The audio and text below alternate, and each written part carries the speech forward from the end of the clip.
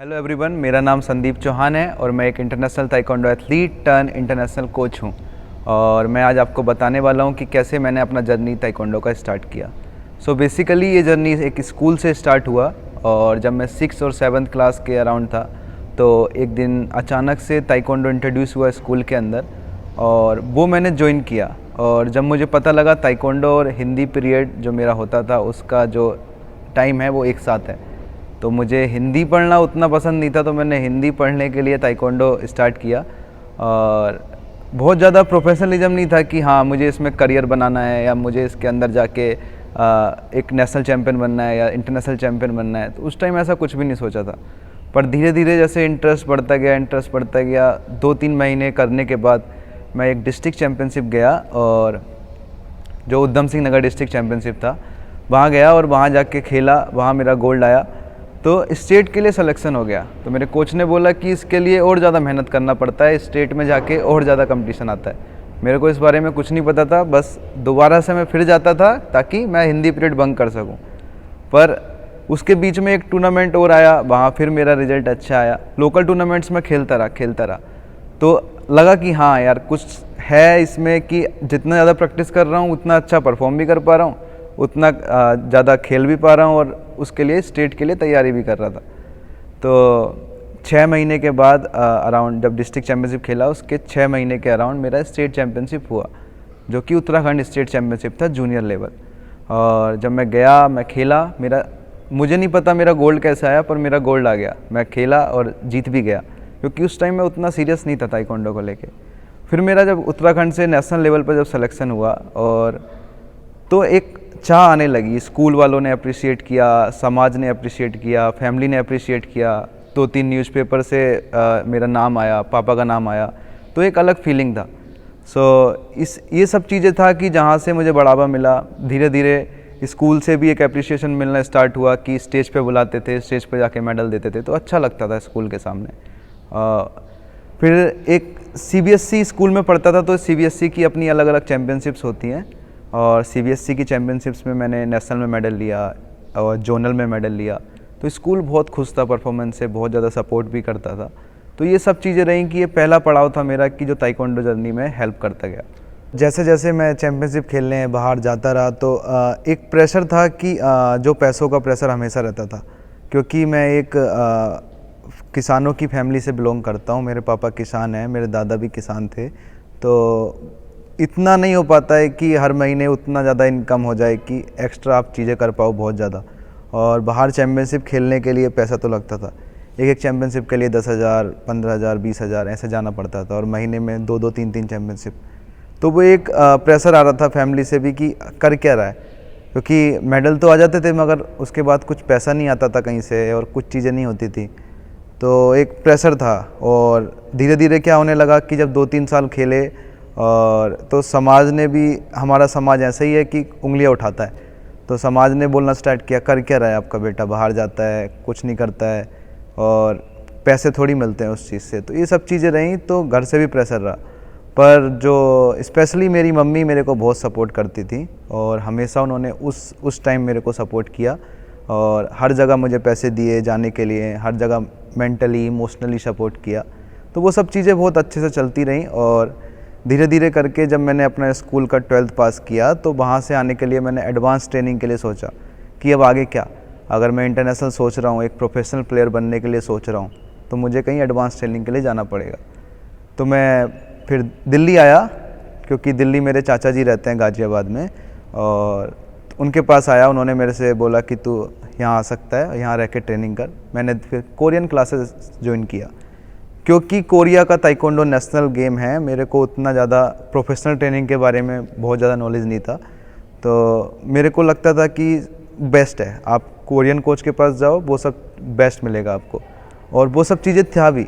अगर जब मैं एक कोरियन कोच ज्वाइन किया, वो जो कि द्वारका में था, जहाँ मैंने 2 साल ट्रेनिंग किया और बहुत अच्छे से ऐसा समझ आया कि हाँ प्रोफेशनल ट्रेनिंग क्या होता है, क्योंकि कोई कंट्री है जिसका नेशनल गेम को ताइक्वांडो है, तो उन्हें पता है कि प्रोसेस क्या है। तो उन्होंने वो प्रोसेस मुझे सिखाया, बेसिक्स पे काम किया। पर एक किसी कारणवश उन कोच को वापस कोरिया जाना पड़ा। मेरे लिए 2 साल बाद फिर ऑप्शन चेंज हो गए। तो मैंने फिर ढूंढा कि दिल्ली में बेस्ट ताइक्वांडो अकेडमी कौन सा है।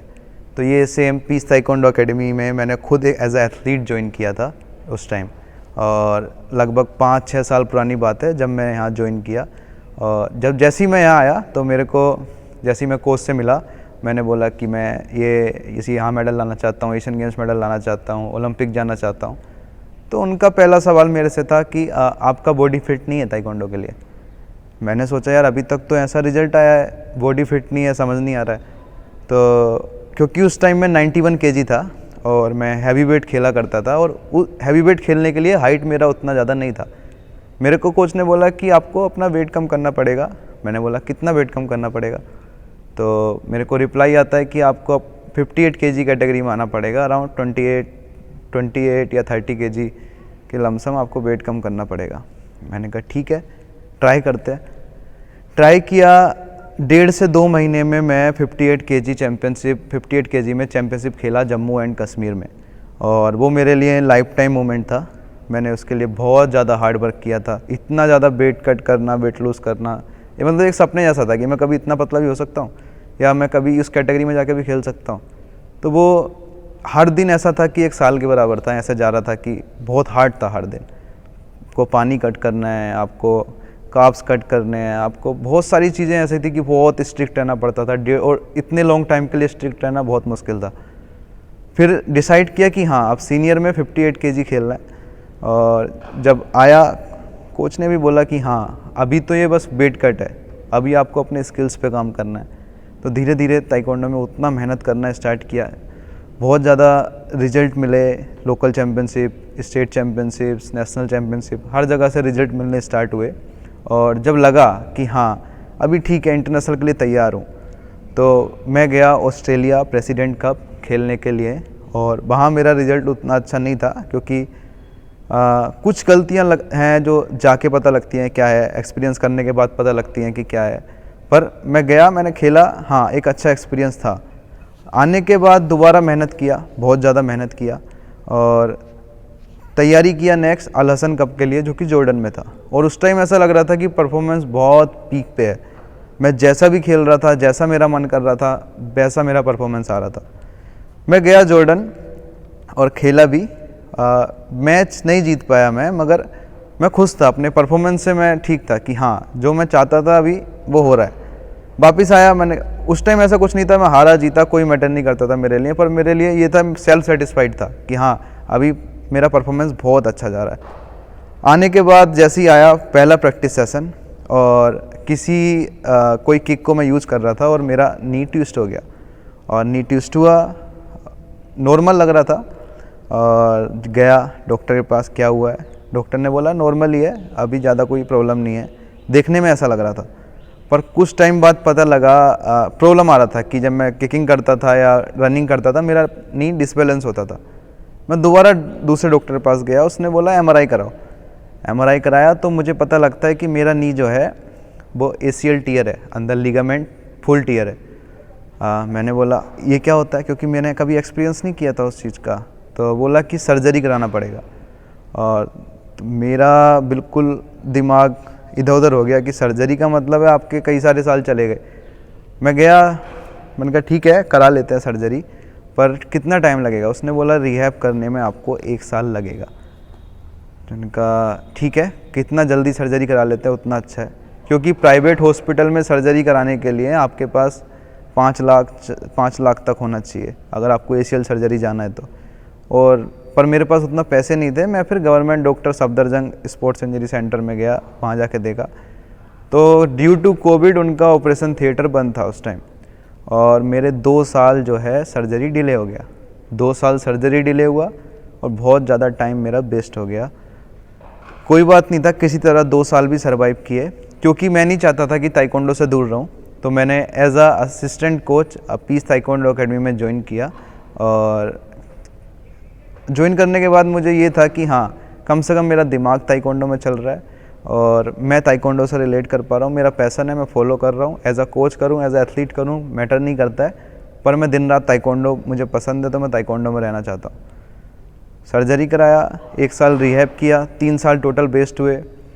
पूरा रिहैब करने के बाद बहुत अच्छे से परफॉर्मेंस आया, दोबारा ताइक्वांडो स्टार्ट किया और उसके बाद एक अपॉर्चुनिटी आया कि मैं जो है एज अ कोच भी मैंने एक कोर्स किया इंटरनेशनल लेवल 1 कोच का, और वो मैंने एग्ज़ाम पास किया। इंटरनेशनल लेवल 2 का दोबारा कोर्स किया, वो मैंने एग्ज़ाम पास किया, और उसके बाद मैंने प्लेयर्स को तैयार करना स्टार्ट किया, जिसमें मेरे प्लेयर्स ने इंटरनेशनल मेडल्स भी लिए, काफ़ी इंटरनेशनल मेडल्स लिए।